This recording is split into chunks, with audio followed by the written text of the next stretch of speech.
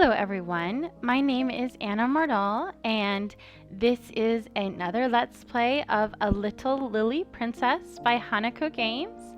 I am back to work. My vacation is over, sadly, so I'm back to more sporadic updates as opposed to daily ones. And when we last left off, we were on week 15. So if you're just joining us with this video, you probably want to go back in the playlist and watch the earlier ones where we went through from the very beginning. Now, someone said last time that this game goes or potentially can go to week 41. And it seems like I can squeeze about 3 weeks into an hour-long Let's Play, which I feel like is a good session. I'm trying to get away from, my old Let's Plays where it seemed like it was like 4 hours long. So we may be at this for a while, but let's dive in and see what happens this week. Gosh, okay, I have to reacquaint myself. We're low on knowledge, grace, and we could use some vigor. And I feel like those were kind of entirely separate activities, knowledge and grace. Let's do some knowledging and some dancing. Or some booking and some dancing. And of course we're getting artistry, which we did not need at all. But there's some vigor and grace. And there's some more vigor. And there's some grace. So we didn't do too bad for ourselves.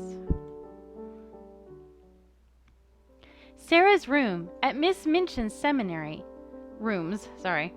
Sarah's rooms at Miss Minchin's seminary were not like the rooms of ordinary pupils, who were meant to be satisfied with simple necessities. There were pictures and books and curious things from India. There was a sofa and the low, soft chair. Emily sat in a chair of her own, with the air of a presiding goddess, and there was always a glowing fire and a polished grate. Because the room was such a nice, bright, pretty place, the little scullery maid known as Becky liked to save it until the end of her afternoon's work. If luck was with her, she could snatch a few minutes to sit alone in the soft chair and look around, thinking about the wonderful good fortune of the child who owned such surroundings. On this afternoon, when she had sat down, the sensation of relief to her short, aching legs had been so wonderful and delightful that it seemed to soothe her whole body, and the glow of warmth and comfort from the fire had crept over her like a spell.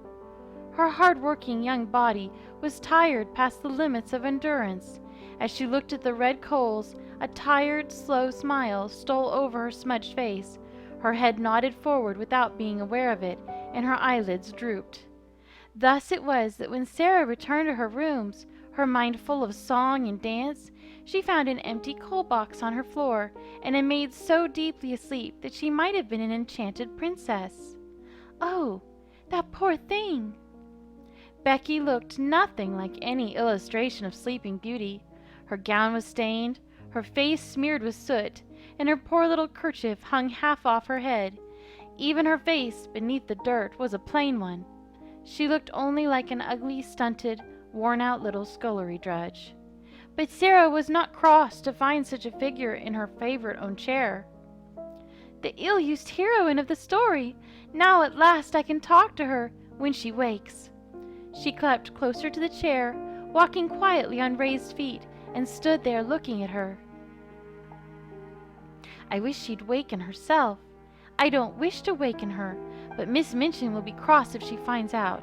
I'll wait just a few minutes. She took a seat on the edge of the table and sat swinging her slim legs. If Miss Minchin came looking for Becky, she was sure to be scolded. But she is so tired, so tired.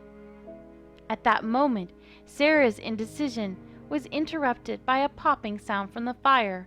A piece of flaming coal had broken in shift. Becky did not realize at first that she had fallen asleep. She only remembered sitting down for a moment and the gentle glow, and now here she found herself staring in wild alarm at the wonderful pupil, who sat perched quite near her like a fairy. Becky sprang to her feet, clutching at her kerchief to set it right. "Oh, miss! Oh, miss! I ask your pardon, miss! Oh, I do, miss!" Sarah put her dainty feet on the ground and stood. "Don't be frightened. It doesn't matter the least bit. I didn't go to do it, miss. It was the warm fire, and me being so tired. It warn't impertinence." Sarah broke into a friendly little laugh. "You were tired. You could not help it. You are not really awake yet." Ain't you angry, miss? Ain't you gonna tell the missus?" "No, of course I'm not." "I know I shouldn't have touched your things, miss." Sarah shook her head. "Why, we are just the same. I am only a little girl like you. It's just an accident that I am not you and you are not me." "An accident, miss?" "Have you done your work? Dare you stay here a few minutes?" "Here, miss? Me?" "If your bedrooms are finished, perhaps you might stay a tiny while. I thought perhaps you might like a piece of cake." "Cake? Me?" "Yes, of course." The next 10 minutes seemed to Becky like a sort of fever dream. The show pupil opened a cupboard and produced a thick slice of cake, all for her, and actually seemed enthusiastic about watching Becky eat it. In between bites, Sarah managed to get answers to a few questions. "A few weeks ago, you were watching me through the area railing, weren't you?" "Yes, miss. Once I saw a princess. I was standing in the street with the crowd outside Covent Garden, watching the swells go into the opera, and there was one everyone stared at most. They says to each other, 'That's the princess.' She was a growed-up young lady, but she was pink and lace all over, and flowers and all, as pretty as anything. That's what you looked like that day. You looked like her." I know you should probably read her in a Cockney accent, but I'm from the southern U.S. and this is what I sound like when I let my accent relax. So here we are. "I've often thought that I should like to be a princess. I wonder what it feels like. I believe I will begin pretending I am one." "Ain't you already?" From elsewhere in the school, there was the sound of a door slamming. "Oh, miss, I've got to go." "Come back someday, when you have more time, and I can finish that story you were listening to. I'm always putting new bits to it in my head." "Oh, miss, if you do that, I won't mind how heavy the coal boxes was, or what cook had done to me, if I might have to think of—" She bobbed an awkward little curtsy, grabbing for her kerchief when it slipped again, and then hurried from the room. "Oh, Becky! Well, obviously we're going to go visit Becky. That's no choice at all." Sarah came upon the little maid, hard at work in the school corridors. "Becky? Oh, miss!" So startled was she at being addressed that she fumbled the bucket of sooty brushes she carried. Brushes? I'm sorry. It's really hard to read all the words correctly. Let's try that again. She fumbled the bucket of sooty brushes she carried, nearly dropping them. Sarah rushed forward to grab the handle and prevent a spill. "Miss, you oughtn't. You'll muck up your nice dress, you will." "It's all right. I'm being careful." "Please, miss, you shouldn't. It's not right." "Well, you are the expert, of course, so I will leave things in your hands." "Expert? Aren't you? I'm sure you're good at your work." "Never heard it put that way, miss." "Mariette says that everyone below stairs takes advantage of you and asks you to do too many things. They ought to thank you and tell you that you are doing a good job." Becky looked so baffled at the idea of being thanked for her labors that Sarah could not let the matter rest. "Is Miss Minchin very unkind to you?" Shouldn't say nothing about the missus, miss. Sarah looked up and down the hall, listening. No one is anywhere about. Come into my rooms, if you feel safer that way. Oh, I shouldn't, miss. It's my first job, miss. First job in a real house, like. It's hard work, but at night I've got me own room and me own bed. Never had that at the workhouse, miss. You didn't have a bed? Room's full of beds, miss, but more full of girls. Everyone squeezes. It's good in the winter, isn't it? Keeps you warm. Sarah did not lack for imagination, but she simply did not have the frame of reference to picture a workhouse dormitory with its rows of narrow beds crammed together. The smallest sleeping quarters she had ever seen were those on board the ship which brought Sarah and her papa to England. Yeah, sometimes it gets real spooky up top with the wind, but it's still my room, so it's not too bad. If the missus hadn't given me this job, I don't know what I'd do. She is grateful for so little. Listen, are you done with your chores for a while? Would you like to come and have cake again? Oh, miss, I'd like that, but I've got these other rooms still to do, and the curtains, and... She looked absolutely crestfallen at the idea of abandoning the cake, but still determined not to give up on her duties. Such unrewarded diligence. Miss Minchin does not deserve her. It's all right. I promise. I will keep the cake and wait for you. You can come by whenever you are finished for the day. Even if it's evening, miss? There's a whole heap in cook's sour today. If you work so late, then you need a treat even more, don't you? I'll stop getting in your way now. I don't want to get you in trouble for talking to me. I will see you later when you can. I promise. Thank you, miss. No, I'm just gonna be over here crying. Sarah was sitting, all curled up, in the lovely soft chair by the fire, that same chair in which she had found Becky asleep not so long ago. Her stockinged feet were folded up beneath her elbows on the chair arm, and her chin in her hands. If I were a princess, a real princess, I could go among the populace in a grand coach and scatter largesse. Everyone who is tired and poor and hungry, I could make their lives better. That's what a princess ought to do.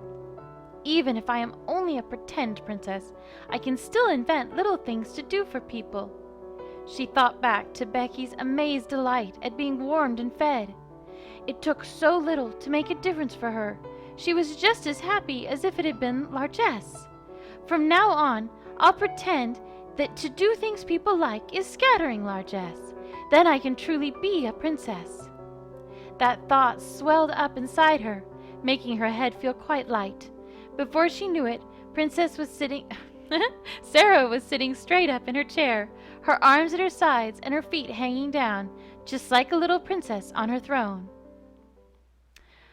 Okay, we used up all our sympathy. We need hearts.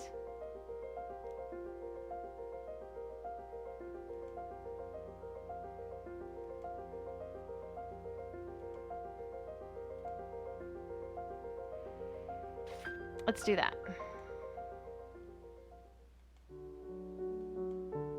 There's some sympathy.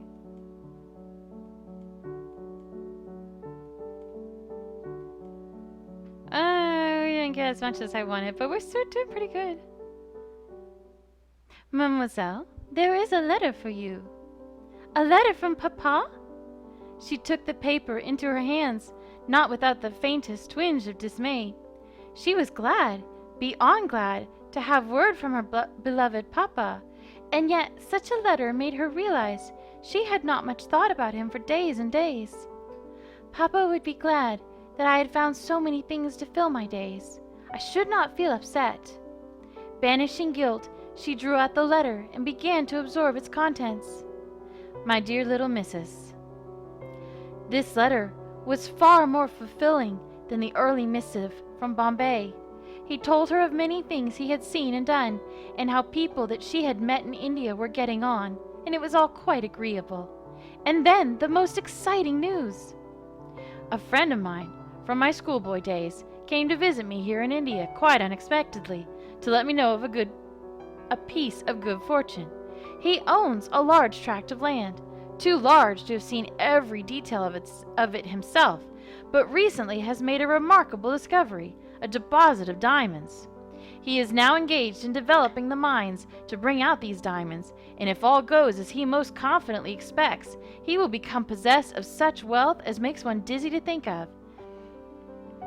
And because we were fond of each other in our school days, he thought of your old papa and offered me the opportunity to share in this enormous fortune by becoming a partner in his scheme. I feel like this is a bad idea. I realize we don't have the option in this game to counsel him. But I feel like it's a bad idea. Diamonds! What is that? Is your father sending you a gift? You are too young to wear diamonds in English fashion. Diamond mines!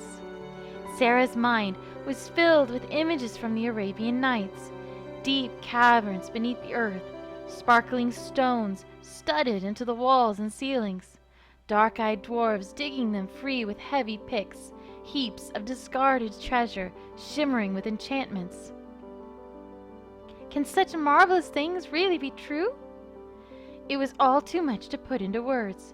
She handed the letter to Mariette to read, then picked up Emily from her chair. Have you ever seen a diamond cavern, Emily? Have any of your fairy friends been there? Perhaps they could say hello to my papa for us. She hugged the doll to herself, her eyes glimmering crystal bright. Someday we will see them together, my papa and I. Oh, who do we go see? I love Jessie and Levinia and Ermengarde and Mariette and Becky.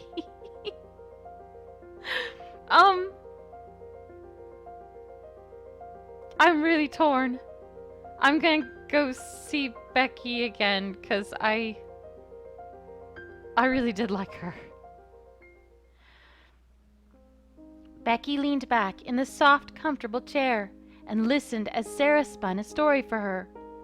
This tale involved a king who had 2 daughters but no sons, and who was under a terrible curse that only a hero who traveled the witch's road could lift. Each daughter swore to do her best to save her father, and thus they each outfitted themselves and went on their separate journeys. The elder had hair of gold, and she wore bright silver armor and carried a thin-bladed sword with a hilt like a bell. The younger had hair of midnight and wore a dress of soft flowing blue. She carried no weapon other than her words and her kind heart. Becky was so entranced by Sarah's voice that she forgot for minutes at a time to keep eating the slice of cake she had been handed. The elder princess chose the fiercest horse in the royal stables and galloped along the witch's road at great speed until she came to a metal bridge over the river. When the horse's hooves pounded onto the metal, they made such a clang that the horse was startled and the eldest daughter was flung from her saddle.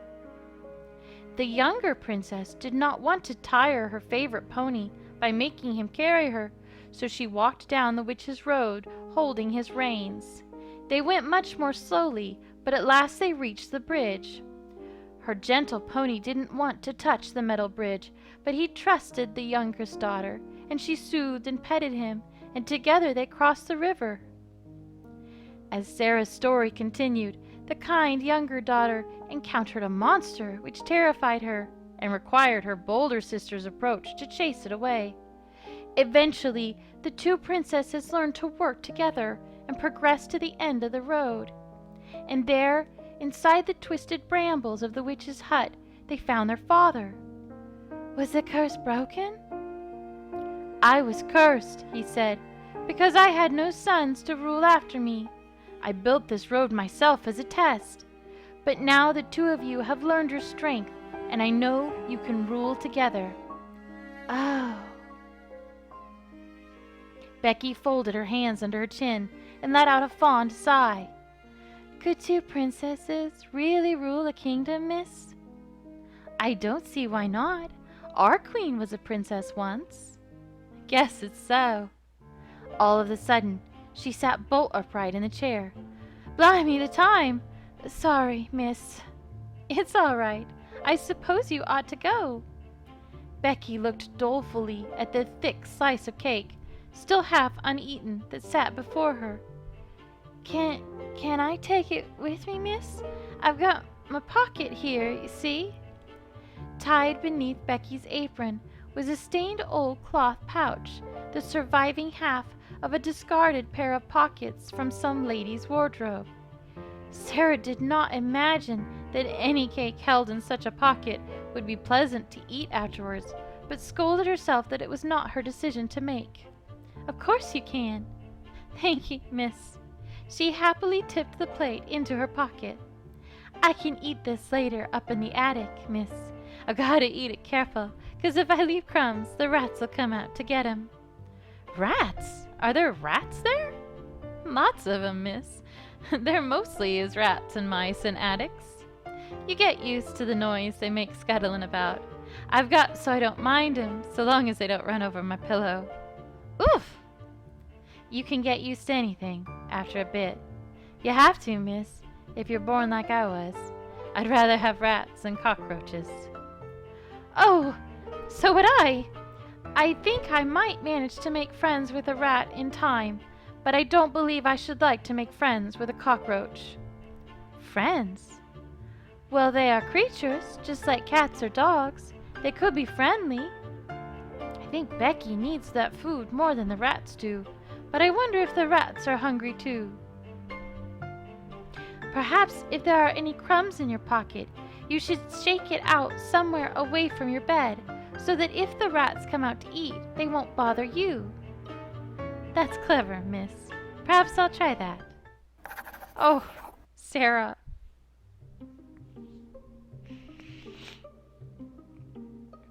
Had Sarah's father invested in any other business venture, it would have held little attraction for the rest of the students. Diamond mines, however, captured the imagination, and the girls could not stop whispering.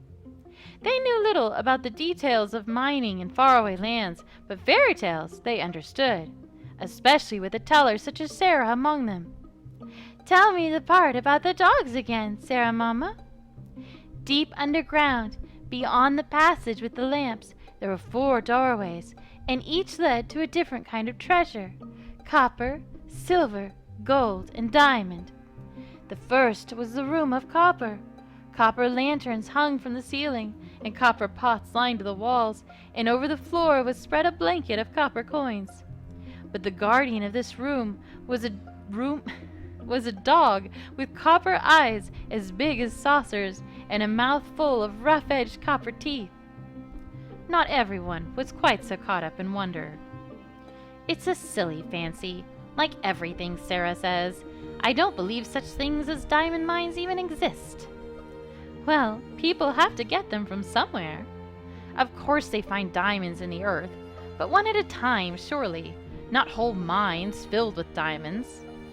Do you know what a diamond ring costs? Not even a big one. If there were mines full of diamonds, people would be so rich it would be ridiculous. Perhaps Sarah will be so rich that she will be ridiculous. She's ridiculous enough already. Levinia, do you hate her? No, I do not, but I don't believe her. Conversation died as Miss Minchin walked into the main hall. Girls, gather round, please. I have an announcement to make. We have some very exciting news regarding a parent of one of our pupils. Starting from today, Sarah Crewe will be leading the procession whenever we leave the school grounds. You will look to her as your example. Lavinia could only stare, her mouth agape, her eyes not quite as big as saucers. Looks like Miss Minchin believes in the diamond mines. How dare she? Lavinia clenched her fist against the fabric of her dress and forced a tight smile onto her face. She walked up to take her new place in line. It appears that I will now be walking behind you, Sarah. Oh, It wasn't my idea. Wasn't it, though? She said nothing more. Oh, okay, we've got to go check in with Levinia because I feel bad. And we need belief. So we're going to write in our diary all week. Our hands will be tired from the writing. Patience. Some belief and knowledge. Patience, which we're full on. Some belief. Bloody heck. There we go. That was something. Sarah found Ermengarde in the main hall, wiping tears from her eyes. What is it? Is something wrong?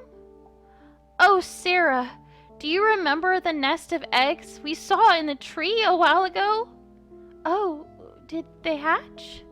Yes, weeks ago, but it's dreadful. What's dreadful?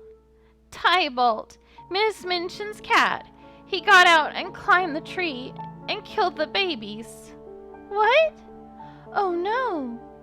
They were too young to fly. They couldn't fly away. I don't know if he got them all, but those poor little things. Sarah's sorrow was more for Ermengarde's disappointment than for the birds. She had only ever seen them as eggs in a distant nest, never as living creatures, and had expected them to fledge and be gone before her thoughts returned to them. But Ermengarde had spotted the nest from her own window, had clearly returned to that window time and again to watch over them, had imagined for herself the companionship they might have shared as pets. Ermengarde had made the baby birds a part of her life without disturbing their freedom, and for her it was a true loss. It's not Tybalt's fault. What? It's not Tybalt's fault. He's just a cat. Cats bite sometimes. I didn't... She wiped a hand over her wet face. I didn't say I was angry at Tybalt. Oh, Sarah. Yes, I agree with this. People can be sad when bad things happen without having to blame anyone for them. Sometimes it isn't anyone's fault. So you won't hurt Tybalt? Of course not. Why would you think that I... Because I heard Cook say that if Tybalt got into the kitchen and ate her chicken again, she'd have him drowned. So I thought you might think like that too. Ermengarde blinked at Lottie, too confused to be upset. She really said she'd drown him? I'm sure she was joking. Cook does have a temper. Cook's not very nice to Becky. Cook's not very nice to anyone. We don't know that. She might have friends or family elsewhere. She's probably nice to them. Sarah didn't think it was right to condemn a woman she barely knew, even if everything she'd heard from Becky and Mariette was less than flattering. She's probably nice to Miss Minchin. Miss Minchin loves that cat, though. She'd be very angry if anything happened to him. There, you see, Lottie? Cook wouldn't hurt Tybalt. No one's going to hurt him. Sarah hugged Ermengarde close. I'm sorry about your birds. Why don't you come up to my room for a while? And Sarah led her friends away, prepared to pamper them and distract them from their worries, like the perfect hostess. Oh, I wanted to see Levinia, but... Oh, we're locked off. She's angry. I really was gonna go see her. That makes me sad. I'm actually genuinely sad. That's okay. I'll eventually do a playthrough where I just see Levinia and no one else. So let's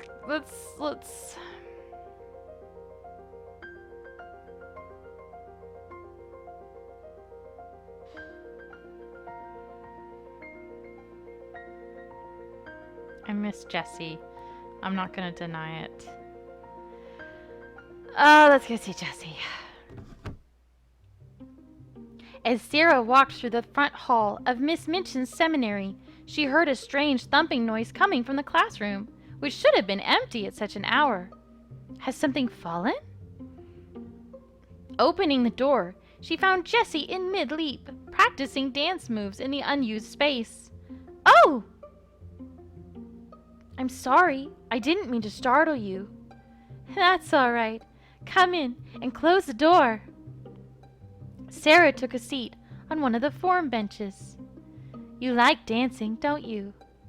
All young ladies dance. She pressed a palm to her chest and sighed dramatically.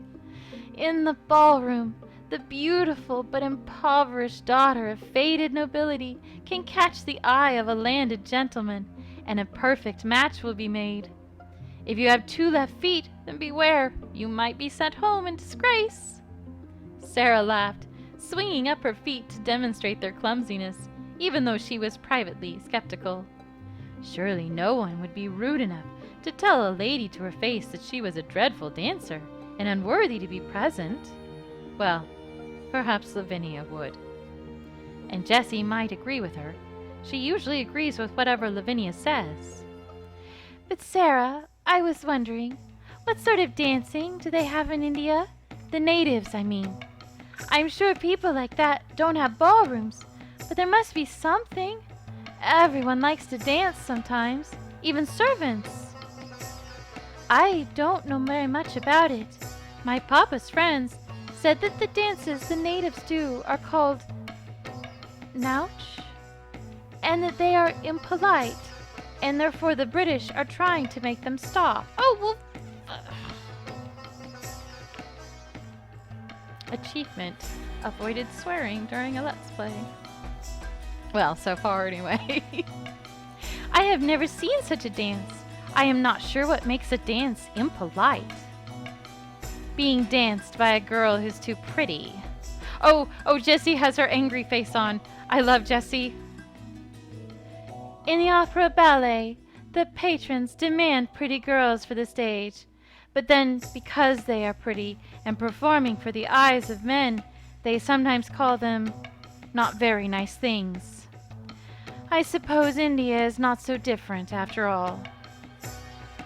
Or perhaps my papa's friends did not know the truth. My ayah said that the native dances are called Kathak, and that they danced in the temples to tell stories about their gods. I would have liked to see a story told in dance, but my ayah said it took many years of training, and she could not show me. The ballet tells stories too, but I can't imagine that Indian dance is anything like ballet. With a sigh, Jessie swept her long hair away so that she could sit beside Sarah. I do love to dance, especially ballet. It would be lovely to be a ballerina on stage, admired by everyone. But no English girl could ever be a great ballerina. Everyone knows it is the French and Italians who make the best dancers. You are half French, Sarah. Do you have any hidden dancing talents? I don't think so. Maybe you don't know all your talents yet. I'm sure I don't. I believe that we all have talents and strengths that we don't know, that we will discover them when we need them most. That's the way stories work. It's magic. But I don't think that dancing is going to be one of my talents. You do like to tell stories. Maybe you should try telling a story and dance. Sarah thought for a while, then walked to the center of the room and raised her arms over her head in a graceful curve, like the ballet fifth position. Once upon a time, there was a prince who was also the sun. Oh, I love Jessie. Levinia strolled through the halls, Tybalt clasped to her bosom, crooning little songs to him and paying no attention to any fur that might be shed onto her dress. She's been carrying that cat around all day.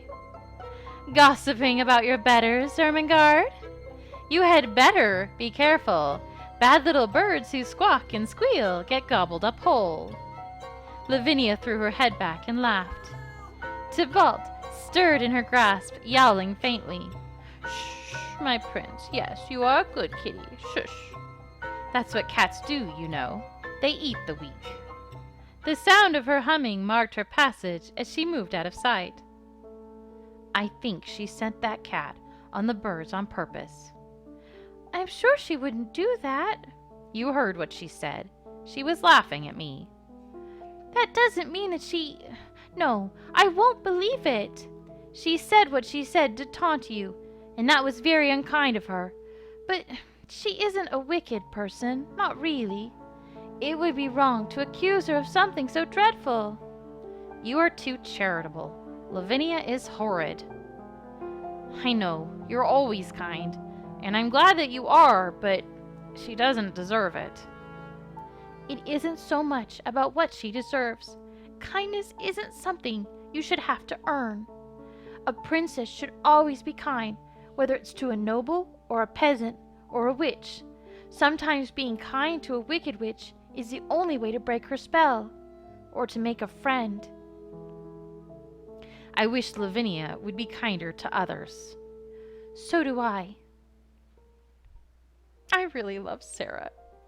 Not coincidentally to that love, she shares a lot of she shares a lot of my philosophies about how everyone deserves kindness and human respect and being treated like a person, even if they aren't always easy to deal with. Especially when they aren't easy to deal with.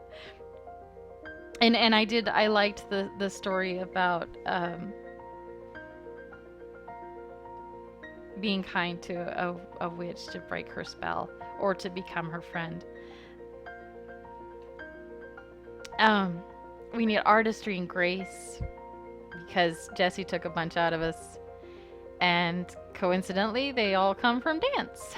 So that explains why we needed those things to have that scene.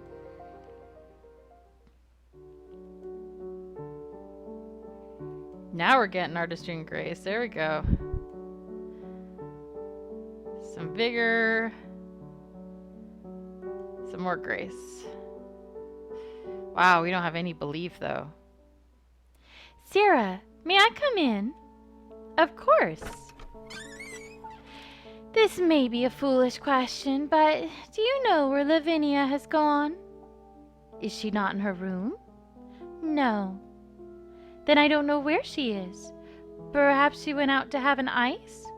She must have gone out somewhere, but she didn't tell me that she was going. I feel like in the past weeks she's spoken more to Tybalt than to me. She's obsessed with that cat. She's even taking it into her room to sleep with. I'm supposed to be her best friend, and..." Jessie looked down, hugging her arms around herself. Sometimes when you're feeling sad, it's easier to talk to someone who can't talk back. Someone who'll just listen." She looked over at the doll displayed in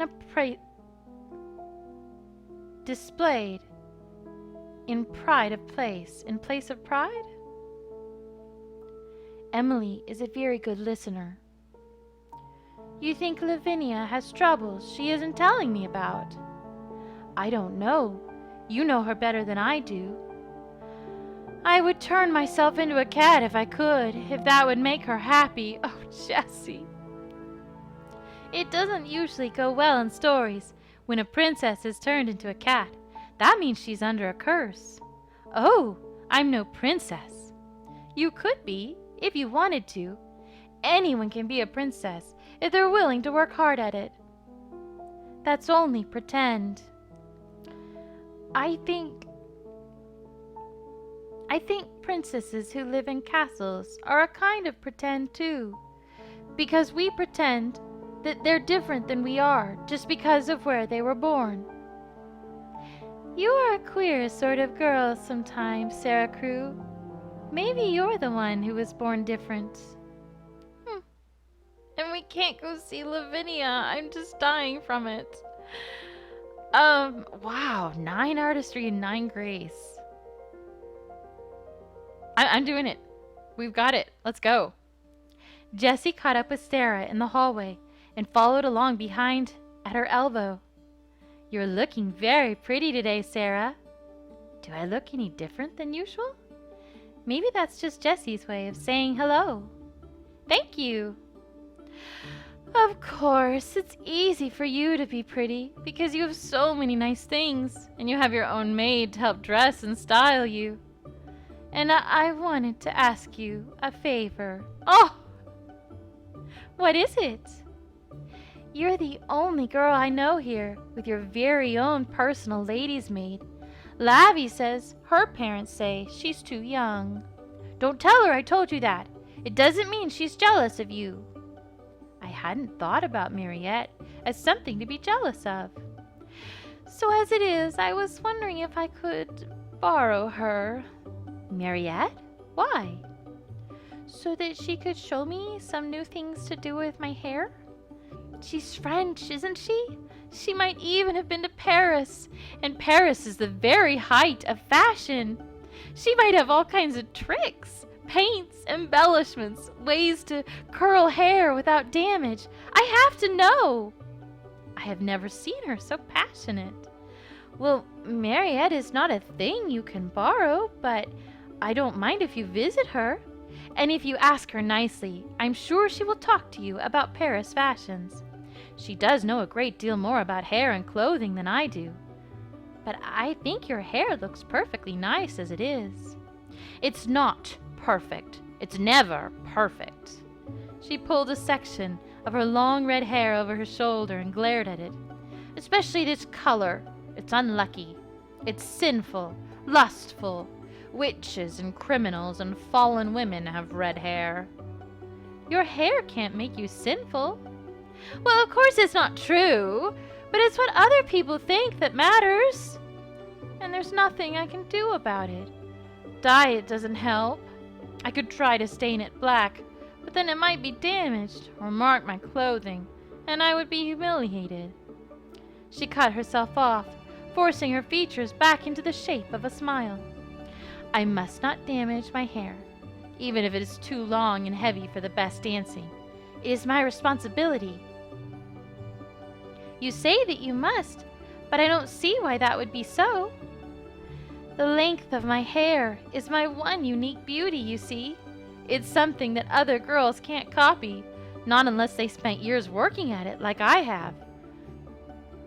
It is my task to make myself as beautiful and accomplished as possible so that I can catch the eye of a gentleman.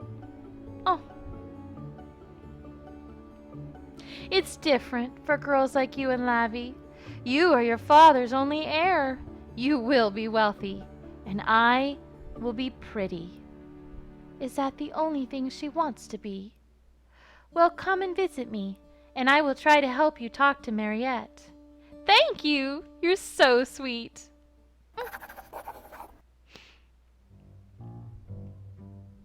The sound of angry voices drew Sarah into the hall.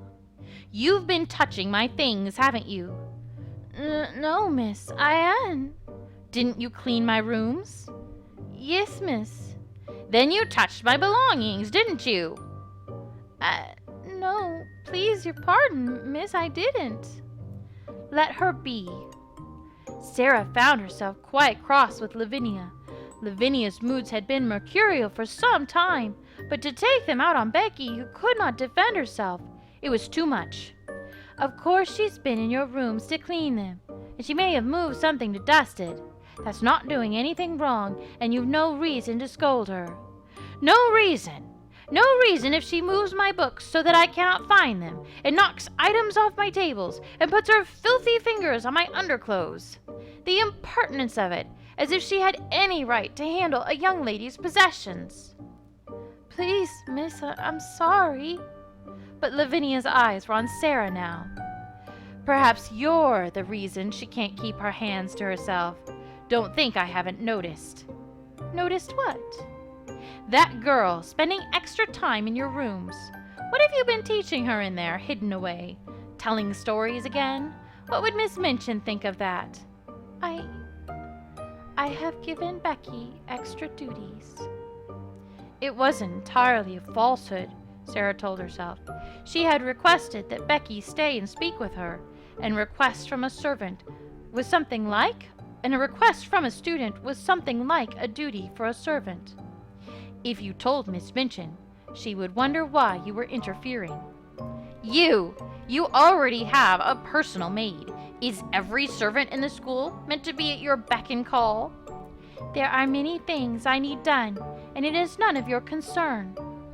You think you're very special, don't you? You might have a surprise coming for you yet. Levinia whirled around, passing through the door to her room and slamming it behind her with too much force. Oh, miss, I didn't mean to cause. You didn't cause anything, Becky. Whatever is wrong with Levinia, it isn't your fault. I don't know what's wrong with Levinia. It makes me sad.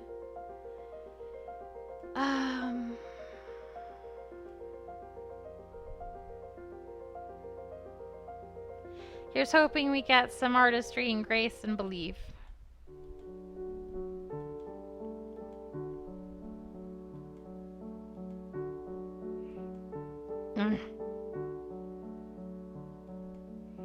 That was not a good week at all. Where is that girl? Where is she? Levinia? What are you doing? Where is your little pet, Sarah? Look what she's done now. Levinia held up a pair of shredded stockings. Ruined! Completely ruined! And she did it out of spite! Where is that girl? She ought to be whipped. I'll have her. You will not. What did you say? You've been letting Tybalt sleep in your rooms. He got at your stockings, not Becky. That's claw marks. And you can't blame him either, because he's just a cat, and that's what cats do. You stupid, fat-faced fool. Girls. Lavinia's enraged tones had attracted extra attention. Levinia, I am surprised at you. Shrieking and carrying on like a fishwife. What a way to behave. You ought to follow Sarah's example. Sarah is a model student. You could learn a great deal from her. Lavinia's head jerked as if she'd been struck a blow. The ruined stockings drifted, forgotten, from her numb hands. Yes, Miss Minchin. Oh.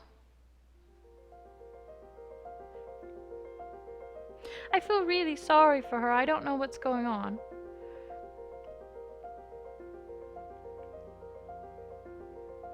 Oh, let's see. I've got to go see Jessie again. I need to know how the red hair turns out. When Sarah went looking for Jessie, she found her in her bedroom, slowly running a brush through the length of her hair. Sarah! Hello! Please come in, if you don't mind that I'm busy. I don't wish to interrupt you. It's fine to have someone to talk to. This takes a while. Sarah walked into the room and took a seat on Jessie's bed. I have to go through it all a few times before I can prepare for the night. First with my fingers to find any tangles and work them out carefully. Next with the first brush to get it all straight and smooth. And then with the second brush to work through any oil or powder that it needs. And then I have to braid it all up again before I can sleep, so I don't roll on it in the night. That does sound like a lot of work. It would be much easier for her if she had a lady's maid to help, but I could not ask Mariette to do so much for another girl, as well as looking after me. Lavy won't come and sit with me while I'm brushing it out, because she says it's too boring for words. She is my best friend, and I love her dearly, but she can be so exasperating. She has no appreciation for how much easier things are for her. She doesn't have to be married off just so her family can receive a bride price. There are bride prices in England? No, not normally, but... She turned away, letting the fall of her hair veil her face from Sarah's eyes. A nice girl, a good girl, from a good family, ought to have a dowry to help her set up a new household when she marries. And if she's got a solid fortune settled on her, she can make sure there's enough for the household and for her, and to keep her husband sweet. But if you're pretty enough, then a gentleman who has money of his own might be willing to follow his heart and wed you without a dowry. And if you're even prettier than that, then he might be willing to give your family some gifts in exchange for the right to your hand. That's what my family is hoping for. They want to settle me in a good position so that I'll be taken care of course, but they want more than that. And you don't. For a moment, Jessie said nothing. There was only the slow, soothing sound of bristles sliding through her hair. When at last she spoke again, her voice was light. Imagine it, the tragic, impoverished heroine, torn between the suit of a man who is rich but cold, and her secret affair with her true love. The novelists love a story like that. Well, I don't have a rich suitor or a true love. I haven't even reached the ballroom yet. She swung her hair around to begin brushing the other side. But when I get there, I'm going to be dazzling. Oh! Can we just marry Jessie and leave this horrible school? I'm going to continue to the next stat screen, and then I'm going to cut because I think it's been close to an hour and I need to cry all my eyes out. As little Lottie walked past the classroom, which should by any rights be empty at such a time, she heard a most curious sound. The noise was faint enough that most ears might have overlooked it, but even in its quietness, it was a sound with which Lottie was intimately familiar. It was the sound of a girl crying. And so it was that Lottie, who had never before been known for her sympathy, padded into the classroom and found, seated on the floor with her arms hugging her knees and her eyes streaming with tears, Levinia Herbert. What's the matter? Go away! Lottie herself enjoyed being fussed over far too much to imagine that anyone else might truly mean it when she demanded to be left alone. Lottie came closer and laid her plump little hand on Lavinia's shoulder, petting the older girl as teachers had petted her. There, dear. Don't touch me! She lashed out, arm and elbow striking the smaller child full force and knocking her away. Ah! Caught off balance, Lottie twisted and fell hard upon her knee, skidding slightly on the floor as she landed. Lavinia's tears had been quiet. Lottie's were anything but. Sarah was at that time in another room entirely, curled up in the window seat and enjoying a recently acquired book. Between one word and another, her concentration was disrupted by the sound of distant howling. For all the stories she told of heaven, Sarah would be the first to admit that she herself was not an angel. She felt obligated to leave her book and look after her adopted child, but she was not pleased about it.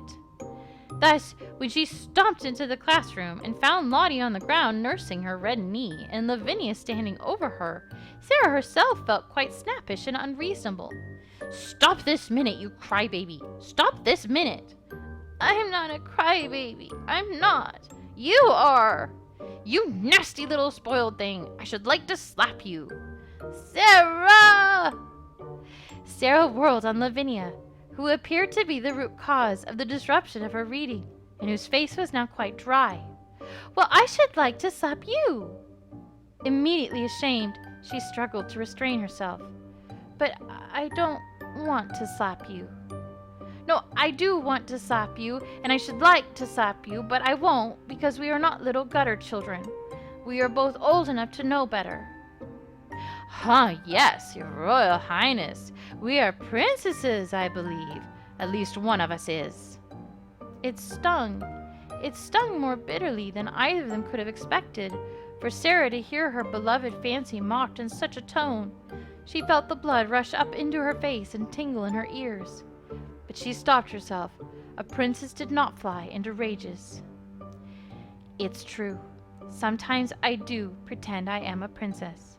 I pretend I am a princess so that I can try and behave like one." "Dear me, how grand! I hope when you ascend the throne that you won't forget us." "I won't." "You think you're the only one who's special. You're wrong. Just you wait, Sarah Crew. You'll see. Lavinia left the room, her neck stiff, her head high. Sarah? Hush, hush, Lottie. It's all right. Never mind. Come and sit in the window seat with me, and I'll whisper a story to you. Will you? Will you tell me about the diamond mines again? Of course. Okay, we're gonna pause here and save. Oh, I have no idea what week it is. It's week 20. It's week 20, you guys.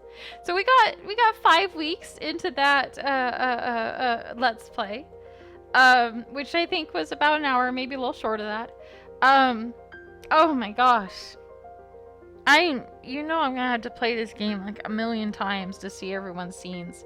I cannot believe how much work Hanako Games puts into dialogue and scenes for everybody. I'm really impressed. And I just, I want so badly to like move away from this horrible school and Miss Minchin and marry Jessie and be best friends with Levinia and also have Ermengarde over regularly for horseback riding and long walks, and for Becky to live with us. Just basically, can we lift everyone out of this school and put us somewhere else away from Miss Minchin? Because she's really obviously quite a bad, she's creating a very toxic environment, and I hate that Lavinia's events have expired because I want more than anything to go talk to her and sort this out. So once again, this has been a little Lily Princess. We're about halfway through, if it's 41 weeks and we just hit week 20. Tragedy is looming. So we've got that to look forward to. This is by Hanako Games. There's a link in the description to how to get it for yourself, since I know I'm going kind of slow, and I'm sorry about that. It's just I've got a day job, and also I'm an author, so I spend a lot of time writing, so that leaves less time than I'd like for Let's Plays. My name is Anna Mardal. Subscribe if you want to. There's lots of other videos in my feed that you can listen to and watch. I've got books, I've got a blog. You guys know this feel already. Just thank you so much for listening and playing along, and I love all your comments, so keep them coming because I read all of them, or I try to. And thank you so much. It's fun playing this together. I really enjoy that aspect of the Let's Plays. I will see you in the next video. Bye-bye.